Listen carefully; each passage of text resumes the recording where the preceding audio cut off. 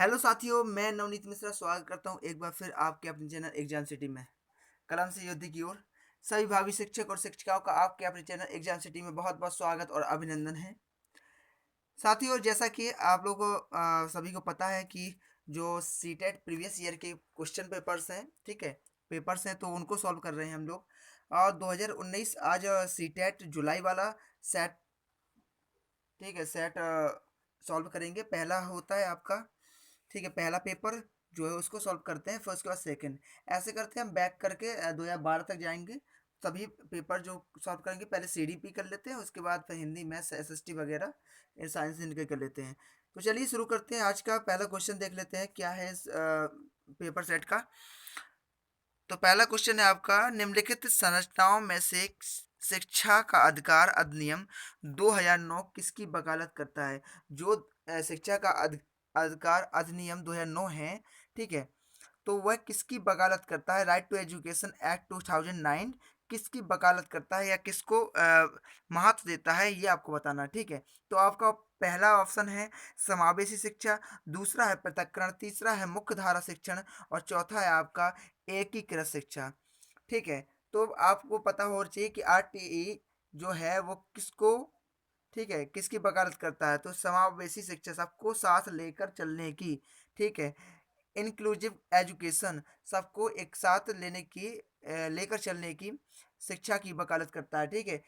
चाहे वो अमीर हो या गरीब हो या कोई भी हो, सबको एक साथ लेके शिक्षा प्रदान करने की वकालत करता है। तो आपका पहला ऑप्शन सही हो जाता है। पृथक्करण की बात होती है तो पृथक्करण को नहीं करता है, क्योंकि अलग अलग इसमें डिफरेंस हो जाता है। मुख्यधारा शिक्षण का आप कह सकते थे एक तौर पर कि मुख्यधारा शिक्षण को क्यों नहीं कहा गया, लेकिन हम लोग जानते हैं कि सीटेट जो है, ठीक है, सीटेट आपका जो आंसर शीट जारी करता है उसको चेंज नहीं करता। तो सीटेट के अनुसार जो आंसर की है उसमें समावेशी शिक्षा इंपॉर्टेंट है, ठीक है, उसी को फोकस किया गया है। आरटी में जो एक्ट है उसमें भी 2009 में समावेशी शिक्षा को महत्वपूर्ण बताया गया है। अगला क्वेश्चन देखते हैं। यह विचारधारा है कि सभी बच्चों को एक नियमित विद्यालय व्यवस्था में समान शिक्षा प्राप्त करने का अधिकार हो, ठीक है, यह विचारधारा है। तो यह किसकी विचारधारा है? सभी बच्चों को एक नियमित विद्यालय व्यवस्था में समान शिक्षा अधिकार, एक जो विद्यालय है उसमें समान रूप से सभी को शिक्षा मिले, यह किसका, किसकी विचारधारा? तो किसकी? समावेशी शिक्षा की। ये आप ऊपर बात कर चुके हैं। सीटेट हमेशा घुमा के क्वेश्चन देता है, वही क्वेश्चन को अब आपको कई बार से पूछ सकता है, कई प्रकार से पूछ सकता है, ठीक है। तो आपको विस्तृत नहीं होना है। देखिए, समावेशी शिक्षा ही है जिसको, जो इसकी विचारधारा यह है कि सभी बच्चों को एक नियमित विद्यालय व्यवस्था में समान शिक्षा का अधिकार, समान शिक्षा करने का अधिकार प्राप्त हो, ठीक है। होप क्लियर होगा सब कुछ, ठीक है। अगला क्वेश्चन देखते हैं, थोड़ा बड़ा कर लेते हैं। एक शिक्षक को चाहिए कि वह क्या करे, ठीक है। तो क्या चाहिए एक शिक्षक को, क्या करना चाहिए शिक्षक को, इसमें आपको ऑप्शन चूज करना है। एक शिक्षक को चाहिए कि वह विशेष संस्कृतियों या समुदाय के बच्चों को बढ़ावा दे, ठीक है। आपको संस्कृतियों और समुदाय के बच्चों को बढ़ावा दे, या फिर वह विद्यार्थियों के बीच सांस्कृतिक विभिन्नताओं तथा विविधता की अनदेखी करे, ठीक है, क्या करे? अनदेखी करे। और या फिर यह संप्रेषित करे कि वह कक्षा कक्ष में सभी संस्कृतियों का सम्मान करती है एवं महत्व देती है, ठीक है। या फिर वह विद्यार्थियों के बीच तुलना को अधिकतर करे। तो तुलना तो आपको करना नहीं है, कंपैरिजन नहीं करना है, ये चीज़ आप ध्यान रखिएगा। अब बात आती है विद्यालय के बीच सांस्कृतिक विभिन्नताओं तथा विविधता की अनदेखी। तो विभिन्न प्रकार की विविधता की अनदेखी नहीं करना है आपको, ठीक है, बढ़ावा भी नहीं देना है, ठीक है, ये भी गलत है आपका। तो आपका सही आंसर होता है, यह संप्रेषित करे कि वह कक्षा कक्ष में सभी संस्कृतियों का सम्मान करते हैं या करता है एवं महत्व देता है। हम सभी धर्मों के बच्चों को पढ़ाना चाहते हैं, साथ ही सभी की शिक्षा महत्वपूर्ण है, सभी को साथ लेकर चलने वाला शिक्षक होना चाहिए, ठीक है। अगला क्वेश्चन देखते हैं। बच्चे प्रभावी रूप से सीखते हैं कब? जब वे पाठ्य पुस्तक में दिए गए तथ्यों को याद करते हैं, ठीक है, वे पाठ्य पुस्तक में दिए गए तथ्यों को याद करते हैं, या फिर वे श्यामपट्ट पर अधिक अध्यापक द्वारा लिखे गए उत्तरों की नकल करते हैं, या है वे विभिन्न गतिविधियों एवं कार्यों में सक्रिय रूप से भाग लेते हैं, या फिर आपका है चौथा, शिक्षक कक्षा में होने वाली सभी घटनाओं व बच्चों को पूर्ण रूप से नियंत्रित करता है। तो वे पाठ्य पुस्तक में दिए गए तत्वों को याद करते हैं, तो मेमोराइजेशन फिर यहाँ पे आया, तो याद करने का कोई ऐसा नहीं है कि ये संपूर्ण निदान है प्रभावी रूप से सीखने का, ये नहीं है, ठीक है। दूसरा आपका होता है बेस श्याम पाठ पाठक द्वारा नकल करके नहीं हो सकता, ठीक है, नकल करके आप कितना अच्छा समझ सकते हैं, नहीं समझ सकते हैं। तीसरा आपका वे विभिन्न गतिविधियों एवं कार्यों में सक्रिय रूप से भाग लेते हैं, ये बहुत है एक्टिविटीज, ठीक है, आपको डिफरेंट एक्टिविटी एवं टास्क पूरे करने के लिए, ठीक है, उसको प्रॉपर आप विभिन्न गतिविधियों में भाग ले रहे हैं, तो आप बहुत अच्छी तरीके से प्रभावी रूप से सीख पा रहे हैं, ठीक है। वो करके डूइंग बाय लर्निंग, ये करके सीखने की जो प्रक्रिया होती है वो बहुत इंपॉर्टेंट है, ठीक है। आप सीडीपी में पढ़ते रहे होंगे, थ्योरीज में देखा होगा आपने। तो अगला क्वेश्चन है, बच्चों को कक्षा में प्रश्न क्या करना चाहिए, प्रश्नों को क्या करना चाहिए। ऑप्शन एक है पूछने के लिए हतोत्साहित करना चाहिए। तो बच्चों को कक्षा में प्रश्न पूछने के लिए हतोत्साहित करना चाहिए, या पूछने की अनुमति नहीं देनी चाहिए। हतोत्साहित नहीं है, ये चीज़ नहीं होगी, तो हतोत्साहित तो वैसे नहीं हो सकता। अनुमति नहीं देनी चाहिए, आप अनुमति क्यों नहीं देंगे जब आप कक्षा में पढ़ा रहे हैं। पूछने से रोकना चाहिए, ठीक है, यहाँ दिया है कि पूछने से रोकना चाहिए, तो रोकेंगे भी नहीं आप। बच्चों को अगर अधिगम करवाना है, कुछ सीख रहा है बच्चा, तो आपको उसे प्रेरित करना चाहिए, पूछने के लिए प्रेरित करना चाहिए। आपका चौथा सही हो जाता है ऑप्शन, ठीक है, ये तो बहुत सिंपल था। चलो अगला देखते हैं, जल्दी जल्दी सॉल्व करेंगे आज। थ्योरीज मैं सोचा हूँ कुछ आगे के जो पेपर है 16, 17, 18, 19 के, तो इस तरीके से इनको अच्छी तरह सॉल्व कर ले, फिर थोड़ा स्पीड बढ़ाएंगे। निम्नलिखित में से कौन सी एक मुख्य प्रक्रिया नहीं है, कौन सी एक मुख्य प्रक्रिया नहीं है, ठीक है, क्या नहीं है, नहीं है प्रक्रिया जिसके द्वारा सार्थक अधिगम घटित होता है। इसका मतलब तीन प्रक्रिया ऐसी है जिनके द्वारा सार्थक अधिगम घटित होता है, एक आपकी नहीं है, नेगेटिव है। तो देखते हैं पहला क्या, पुनरावृत्ति एवं अभ्यास, ठीक है, पहला कौन सा है आपका, पुनरावृत्ति एवं अभ्यास, ठीक है। आप रिपीटेशन एवं पार्टिसिपेट के लिए कहते हैं निर्देश एवं संचालन, अन्वेषण एवं पारस्परिक क्रिया। तो आपको ये सब बहुत जरूरी है। एक्सप्लोरेशन एंड इंटरेक्शन यानी अन्वेषण एवं पारस्परिक क्रिया, इंटरेक्शन एंड डायरेक्शन यानी निर्देशन एवं संचालक। और इन दो में आप डाउट खाएंगे इस तरीके से, तो दो है पुनरावृत्ति एवं अभ्यास और कंठस्थीकरण एवं स्मरण। सीटेड में जो सीडीपी है वो रिपीटेशन एंड प्रैक्टिस, तो कहने को कहती है, आपको करने को करती है, ठीक है। मेमोराइजेशन एंड रिकॉल, ये चीज़ आपको नहीं करने को बोलती है, ये चीज़ ध्यान रखना। कंठस्थीकरण जिसको कहते हैं, यह बार बार, ठीक है, याद रट्टा मारना कह सकते हैं। मेमोराइजेशन एंड रिकॉल इसको अलाउ नहीं करती है। पुनरावृत्ति अगर आपको आज बेहतर सीखना है, कुछ करना है, तो आपको पुनरावृत्ति उसकी करनी पड़ेगी, रिपीटेशन करना पड़ेगा, रिवीजन करना पड़ेगा, ठीक है, ध्यान रखिएगा इस बात का। आप मैथ लगाते हैं, कुछ आपको बेहतर आता है, तो आपको और बेहतर करने के लिए उसको बार बार लगाना पड़ेगा। अगला क्वेश्चन देखते हैं, सातवां क्वेश्चन है, थोड़ा इसका जूम कर देते, जूम आउट कर देते हैं, ठीक है, आप दिख रहा होगा। निम्नलिखित में से कौन सा स्तंभ का के बच्चों को स्तंभ खा में उनकी प्राथमिक विशेषताओं के सही मिलान को प्रस्तुत करता है, ठीक है। जो स्तंभ का और खा में दिए गए, इनकी मिलान करना है कि कौन सा बच्चा कैसा है। तो आपको पहला दिया गया प्रतिभाशाली, ठीक है, प्रतिभाशाली, तो आपको देखना है कि बच्चा कैसा होता है। तो प्रतिभाशाली बच्चा कैसा होता है, शीघ्रता से एवं स्वतंत्रता रूप से सीखने की योग्यता होती है उसके, तो पहले का चौथा आपका, ठीक है। अधगम असक्तता, ये किसके अंदर होती है, अधगम असक्तता। पिछले पेपर में भी करना चाहूँ, जो फर्स्ट 2019 का दिसंबर वाला करवाया था, उसमें था ये क्वेश्चन। तो अधगम असक्तता होती है धारा प्रवाह पढ़ने में कमी, ये अधगम आसक्तता बताती है, ठीक है। सृजनात्मकता यानी क्रिएटिविटी, यानी क्रिएटिविटी या क्रिएटिव, तो सृजनात्मकता, तो ऑप्शन आपका जो हो जाएगा मूल साधनों के बारे में सोच सकता है। अगर उस बच्चे के अंदर सृजनात्मक चीज़ें हैं, वो क्रिएटिव माइंड है उसका, तो मूल साधनों के बारे में सोच सकता है। और चौथा आपका हो जाता है अवधान कमी, अति सक्रियता, व्यतिक्रम, जिसको ADHD कहते हैं, अटेंशन डेफेक्ट, हाइपर हाइपरसेटिविटी, ठीक है, और डिसऑर्डर, हाइपर एक्टिविटी, ठीक है, और डिसऑर्डर। तो अवधान कमी, अति सक्रियता, व्यतिक्रम यानी ADHD बोलते हैं इसको।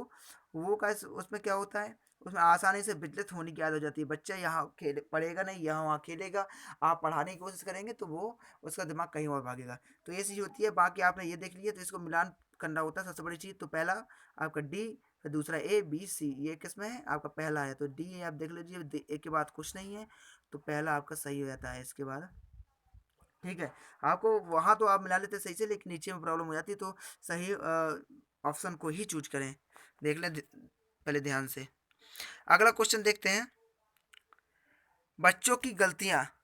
ठीक है, क्या कर देनी चाहिए, बच्चों की गलतियाँ डैश डैश, उसके बाद है ऑप्शन एक है आपका, बार बार अभ्यास करने के लिए कहकर तुरंत सुधारनी चाहिए।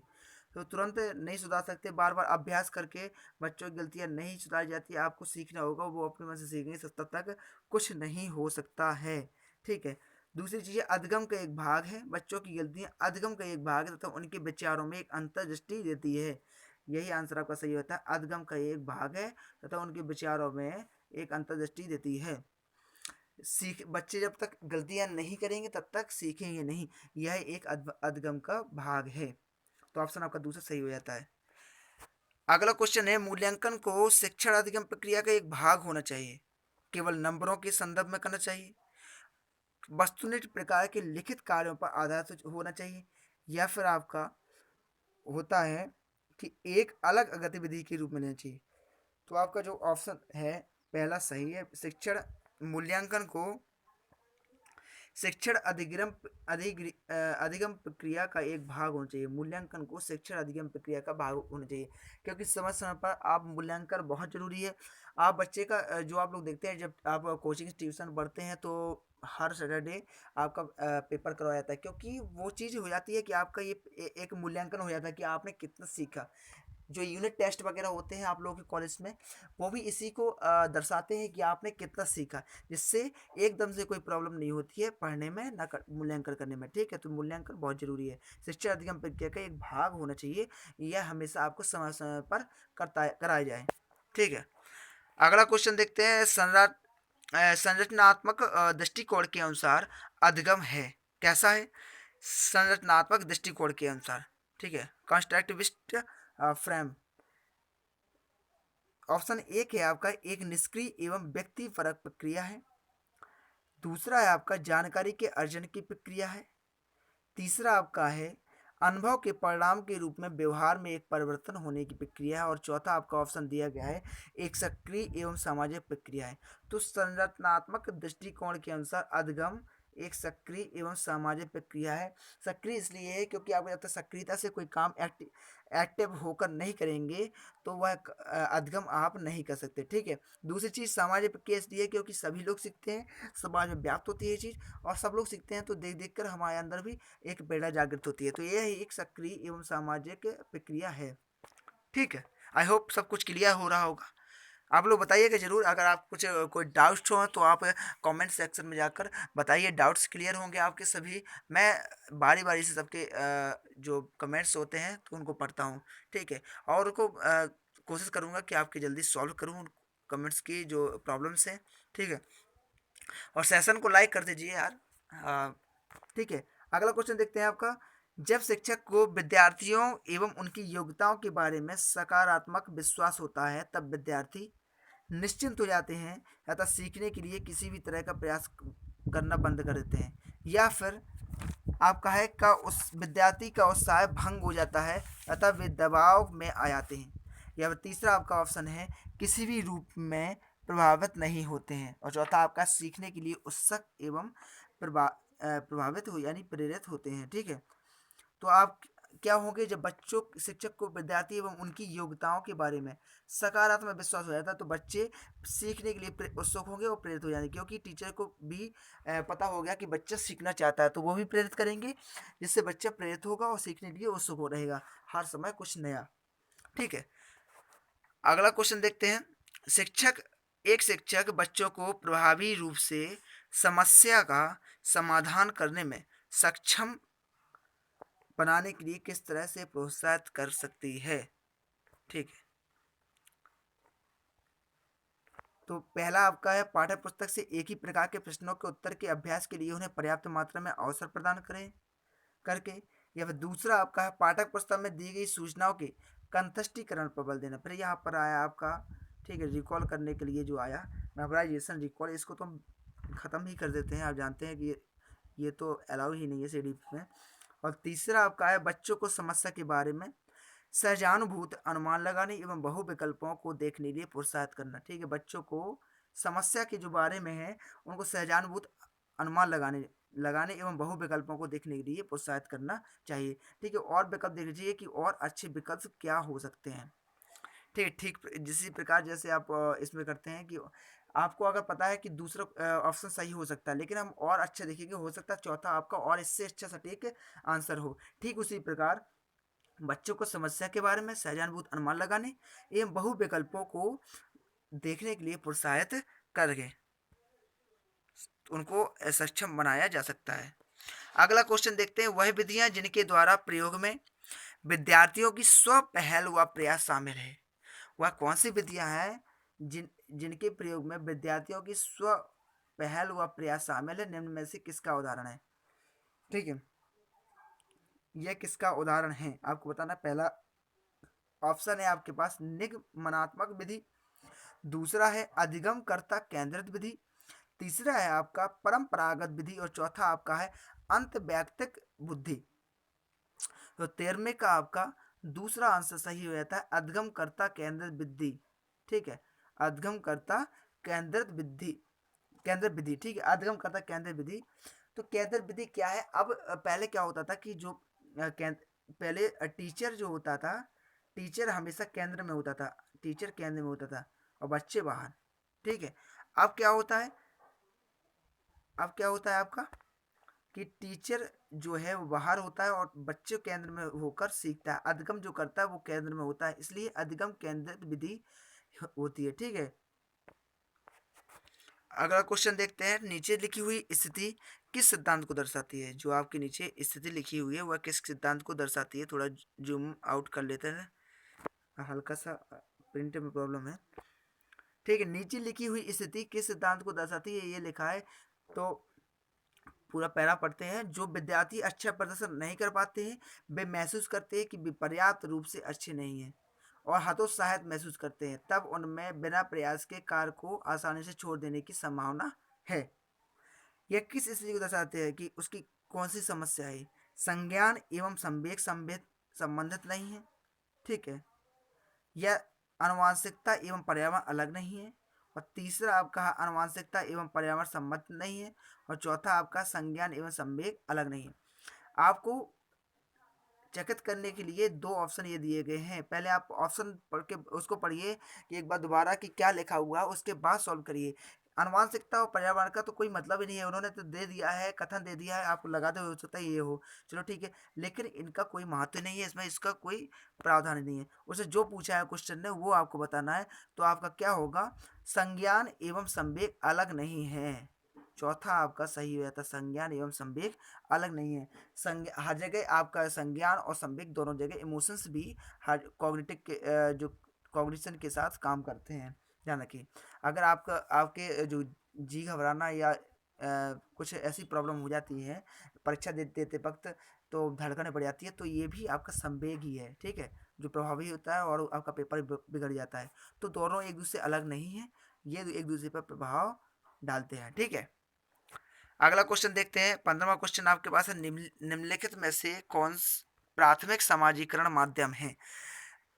मैंने पहले ही बताया समाजीकरण, प्राथमिक समाजीकरण की बात करेगी है। ठीक है, आपको पता है कि सरकार, आपका मीडिया और विद्यालय ये सेकेंडरी, ठीक है, सेकेंडरी सोशलाइजिंग में आते हैं, जो समाजीकरण है द्वितीयक समाजीकरण में आते हैं, और जो परिवार आपका हुआ प्राथमिक समाजीकरण में आता है। ठीक है, तो इसका ये तो सिंपल था, चौथा सही हो जाएगा कि परिवार। अगला क्वेश्चन देते हैं, जीन पियाजे के सिद्धांत का प्रमुख प्रस्ताव है। जीन पियाजे का कौन सा जो सिद्धांत है उसका प्रमुख प्रस्ताव क्या है, इसके बारे में आपको बताना है। तो पहला क्या है, बच्चों की सोच वयस्कों से बेहतर होती है। तो ये तो हमने कहीं नहीं पढ़ा कि बच्चों की सोच वयस्कों से बेहतर होती है, कैसे हो सकती है, बच्चे तो बच्चे ही हैं। ठीक है, ये नहीं हो सकता, तो ये आपका गलत है। और दूसरा है आपका बच्चों की सोच मात्रात्मक रूप में वयस्कों से भिन्न होती है। मात्रा यानी क्वांटिटिव, तो क्वांटिटिव में रूप में भी वयस्कों से भिन्न होती है। और तीसरा आपका दिया गया है बच्चों की सोच गुणात्मक रूप से वयस्कों से भिन्न होती है और बच्चों की सोच वयस्कों से निम्न होती है। निम्न तो इसका उपमान नहीं देंगे। लेकिन तीसरा जो आपका है बच्चों की सोच गुणात्मक रूप से, ठीक है, गुणात्मक रूप से क्वालिटिवली जो वयस्कों से भिन्न होती है, क्योंकि बच्चा जो सोचता तो है वो भी वही चीज़, टॉपिक आप दे रहे हैं तो उसके बारे में सोचेगा, लेकिन उसकी सोच उस टॉपिक को लेकर कुछ दूसरी होगी और वयस्कों की सोच कुछ दूसरी होगी, क्योंकि उम्र के अनुसार और समय के अनुसार। ठीक है, तो आपका तीसरा आंसर सही, तीसरा ऑप्शन सही हो जाता है। अगला क्वेश्चन देखते हैं, जेंडर क्या है? जेंडर एक मनोवैज्ञानिक सत्ता है या जेंडर एक सामाजिक संरचना है? तीसरा आपका दिया गया है एक आर्थिक अवधारणा है और चौथा आपका है जेंडर एक जैविक निर्धारण है। तो जेंडर क्या है? जेंडर मनोवैज्ञानिक सत्ता है, तो ये तो गलत हो गया आपका।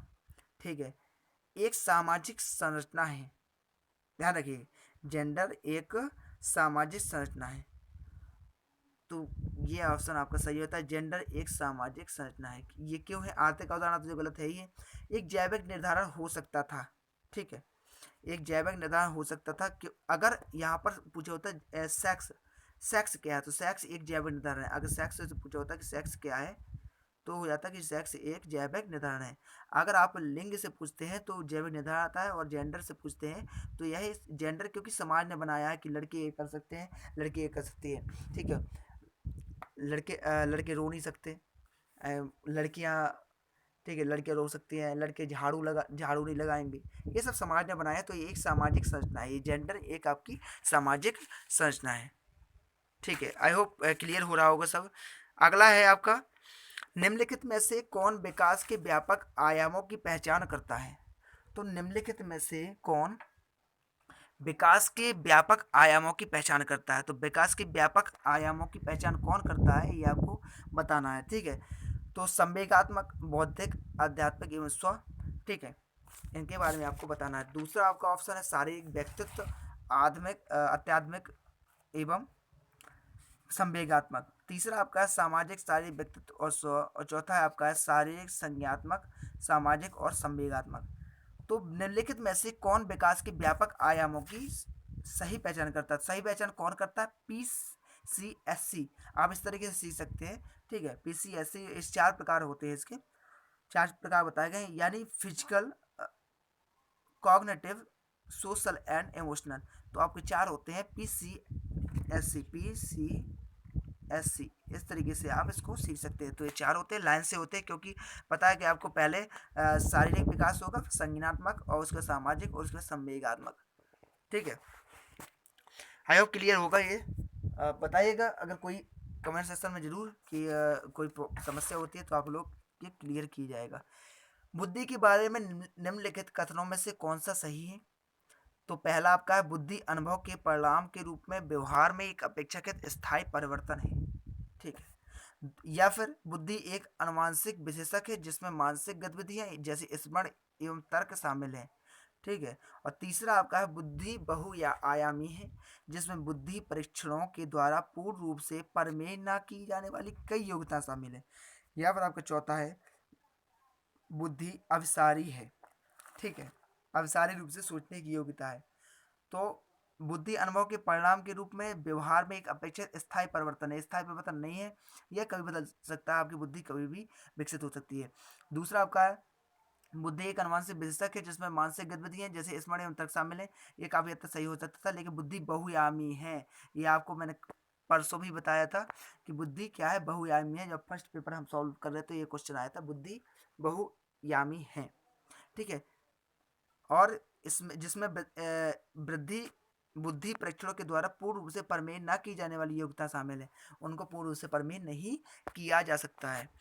अगला क्वेश्चन देखते हैं, प्रगति शिक्षा में बच्चों को किस तरह से देखा जाता है? जो प्रगतिशील शिक्षा होती है उसमें बच्चों को किस तरह से देखा जाता है?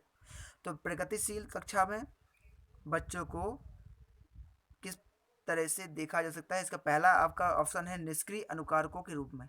ठीक है, निष्क्रिय अनुकारकों के रूप में। दूसरा आपको सक्रिय अन्वेषकों के रूप में, तो आपका दूसरा सही हो जाता है। जल्दी जल्दी करेंगे, टाइम कम है अपने पास। तो सक्रिय अन्वेषकों के रूप में, तो डिटेल में जा रहे हैं, कोई बात नहीं, अच्छे से प्रॉपर और अच्छी तरह से सीख जाएंगे उसको, बेहतर चीज़ होंगी और जो डाउट्स हैं आपके वो क्लियर होंगे। तो प्रगतिशील शिक्षा में बच्चों को सक्रिय अन्वेषकों के रूप में देखा जाता है। ठीक है, देखा जाता है। आपका अगला क्वेश्चन है, लियो वाइगोत्स्की के अनुसार अधिगम। लियो वाइगोत्स्की के अनुसार अधिगम कैसा है, ये आपको बताना है। ठीक है, तो आपको पता है कि जो लियो वाइगोत्स्की की बात आती है, तो उन्होंने जो थ्योरी लिखी, उनकी थ्योरी है socio cultural approach cognitive development. ठीक है, socio culture approach cognitive development, जो लियो वाइगोत्स्की की थ्योरी है, उसके अनुसार वो उन्होंने हमेशा सामाजिक की बात करी है, समाज की बात करी, सामाजिक। ठीक है, सोशल कल्चरल। तो देख लेते हैं, पहला क्या है, एक व्यक्तिगत गतिविधि है, तो ये तो गलत हो जाता है। उनके अनुसार एक सामाजिक गतिविधि है। ठीक है, क्या है, सामाजिक गतिविधि है। वाइगोत्स्की के अनुसार पूछा, तो इसका चौथा ऑप्शन सही हो जाता है।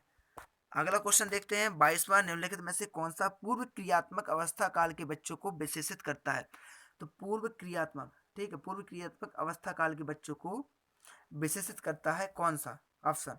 ठीक है, पहला आपका लक्ष्य निर्देशित व्यवहार, दूसरा है विलंब अनुकरण, और तीसरा है आपका विचारों की अनुत्क्रमणिता, और चौथा है आपको वर्तुल प्रतिक्रिया। ठीक है, तो आपको पता होना चाहिए कि जो पूर्व क्रियात्मक अवस्था होती है, उसमें बच्चे विचारों की अनुत्क्रमणिता उत्पन्न होती है। ठीक है, उसको विशेषित करता है, क्योंकि यह 206 वर्ष में होती है। ठीक है, जो प्याजे ने दिया है, तो प्याजे ने 4 स्टेज की बताई हैं, SPSF के नाम से। ठीक है, आपका इसमें देख लेते हैं, जो पहला है लक्ष्य निर्देशित व्यवहार, ये भी 0 से 2 वर्ष में होता है। ठीक है, और आपका ये दिया है विलंबित अनुकरण, ये भी 0 से 2 वर्ष में होता है। और आपका वर्तुल प्रतिक्रिया होती है, ये भी 0 से 2 वर्ष में पूरी होती है।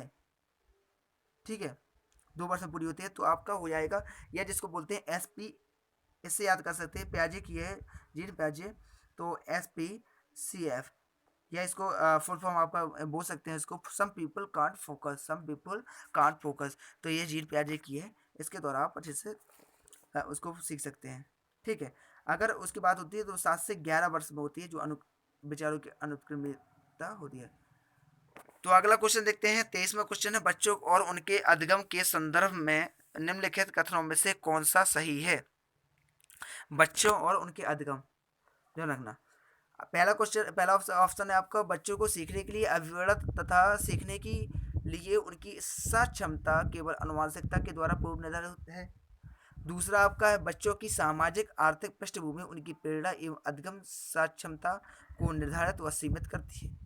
तीसरा आपका है, बच्चों को अधिगम हेतु प्रेरित करने के लिए उन्हें पुरस्कृत एवं दंडित करना चाहिए। दंडित फिर आ गया, तो पुरस्कृत एवं दंडित, तो ये तो अच्छा कोई प्रावधान नहीं है। और चौथा आपका है, सभी बच्चे सीखने के लिए स्वाभाविक रूप से प्रेरित होते तथा सीखने में सक्षम है। चौथा आपका सही होता है कि सभी बच्चे स्वाभाविक रूप से सीखने के लिए प्रेरित होते तथा सीखने में सक्षम भी हैं। अगला क्वेश्चन देखते हैं इसका, 24वां क्वेश्चन है आपका, चालक विकास की दर में व्यक्तिगत विविधताएं होती हैं। चालक विकास की दर में व्यक्तिगत विशेषताएं होती हैं, फिर भी चालक विकास का क्रम किस प्रकार चलता है। ठीक है, कहाँ से कहाँ तक चलता है, ये आपको बताना है। तो आपका 24 का दूसरा सही हो जाता है। ठीक है, ऑप्शन जिसमें लिखा हुआ है अपरिष्कृत, यानी स्थूल चालक विकास और परिष्कृत सूक्ष्म चालक विकास। पहले उसका विकास स्थूल होगा, ये स्थूल यानी पहले मांसपेशियां, जो हाथों की बड़ी बड़ी मांसपेशियां होती हैं, उनका विकास होगा। उसके बाद सूक्ष्म इसका विकास होगा, पहले को पैर को पकड़ना सीखेगा। ठीक है, फिर उसके बाद वो पढ़ेगा। ठीक है, इस तरीके से उसका विकास होता है। तो 24 का दूसरा सही हो जाता है। ठीक है, दूसरा आपका सही हो जाता है 24 का। अगला क्वेश्चन है आपका, वह अवधि जो वयस्कता के संक्रमण की पहल करती है उसे क्या कहते हैं। जो वयस्कता की एडल्टेशन जो होता है, एडल्टहुड के संक्रमण की पहल करती है उसे क्या कहते हैं, उस अवस्था को आप क्या कहते हैं। ठीक है, यानी जो जो बचपन और वयस्क के बीच की अवस्था है उसको आपको बताना है। तो वो है एडोलसेंस है आपकी अवस्था है, जो किशोर अवस्था है वह है आपकी युवा अवस्था को जोड़ता है। ठीक है, उसके बीच की अवस्था बताई जाती है। तो बचपन और युवा अवस्था के बीच की अवस्था है किशोर अवस्था। इसी को डगमगाने या तूफान की अवस्था भी कहा गया है। ठीक है, इसमें बच्चे विचलित होते हैं, पढ़ाई में मन कम लगता है, इसी अवस्था में सब कुछ होता है, इसलिए इसे तूफान की अवस्था भी कहा गया है। थोड़ा प्रिंट ये अच्छा नहीं है पेपर का ज़्यादा, तो PDF में हो सकता है सही आ जाएगा, मैं प्रोवाइड करवा दूंगा आपको टेलीग्राम चैनल पर। तो टेलीग्राम का लिंक आपको डिस्क्रिप्शन में मिल जाएगा, तो वहाँ से आकर आप ज्वाइन कर सकते हैं। तो 26वां क्वेश्चन देखते हैं। जीन पियाजे के अनुसार बच्चे प्रेक्षणात्मक अधिगम की प्रक्रिया का अनुसरण करते हुए दूसरे का अवलोकन करके सीखते हैं। ठीक है आपका, या फिर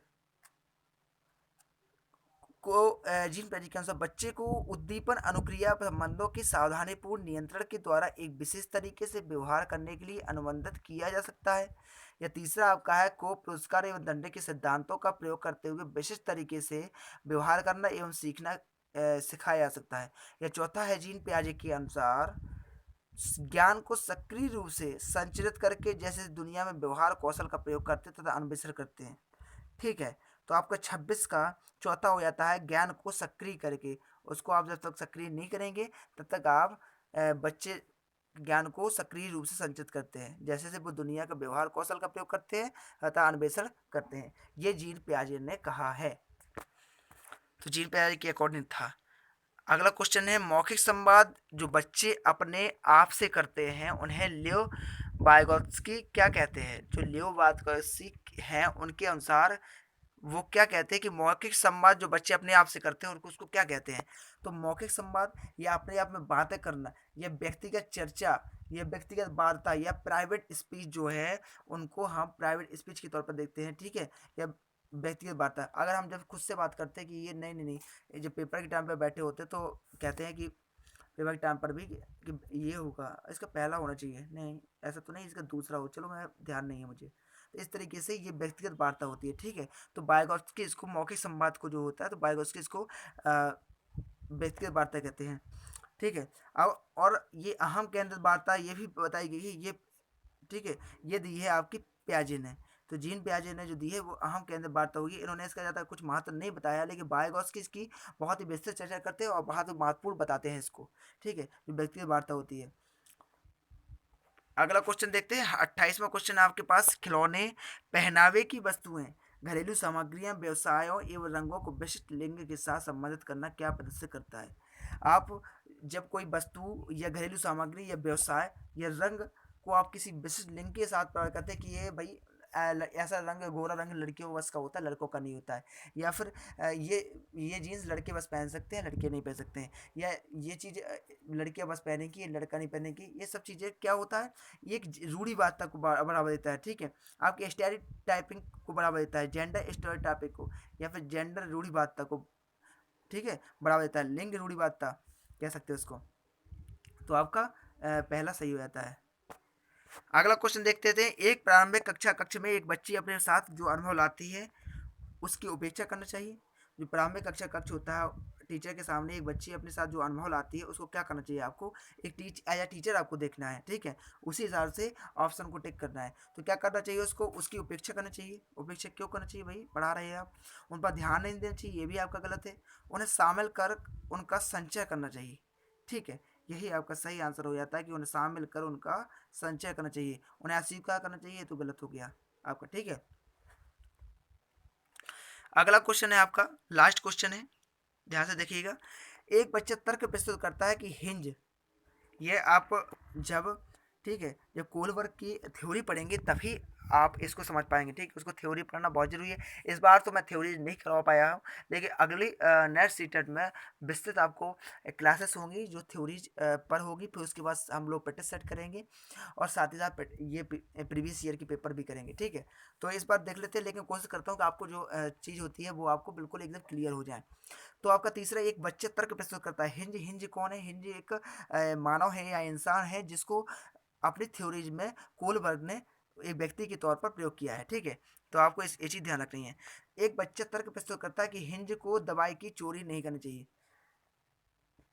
क्योंकि वह दवाई जो उसकी पत्नी की जान बचाने के लिए जरूरी है, क्योंकि यदि वह ऐसा करता है उसे पकड़ा जाएगा और जेल भेज दिया जाएगा।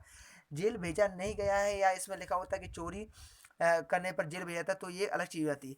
ये ऐसा वो व्याख्या कर रहा है, एक सोच रहा है, ठीक है। हिंज तर्क एक बता रहा है कि भाई चोरी करेगा तो जेल हो जाएगी, ठीक है। चोरी करने वाले को जेल होती है, ठीक है। ठीक है, तो ये चीज़ वो सीख रहा है। तो आपको क्या बताना है, आपको बताना है कोलबर्ग के अनुसार वह बच्चा नैतिक समझ की किस अवस्था के अंतर्गत है। उसको जब ये समझ में आता है कि ये चोरी करना पाप होता है, ये चोरी करने से हम जेल भी जा सकते हैं, तो यह कौन से समझ की ये अवस्था के अंतर्गत आता है, ये आपको बताना है, ठीक है। तो इसका पहला आपका ऑप्शन है सामाजिक क्रम नियंत्रक अभिविन्यास, और दूसरा आपका दंड एवं आज्ञापालन अभिविन्यास। तो आपका दूसरा आंसर सही होता है, दंड एवं आज्ञा पालन अभिविन्यास के अंतर्गत आता है, अभिविन्यास अवस्था के अंतर्गत आता है, ठीक है।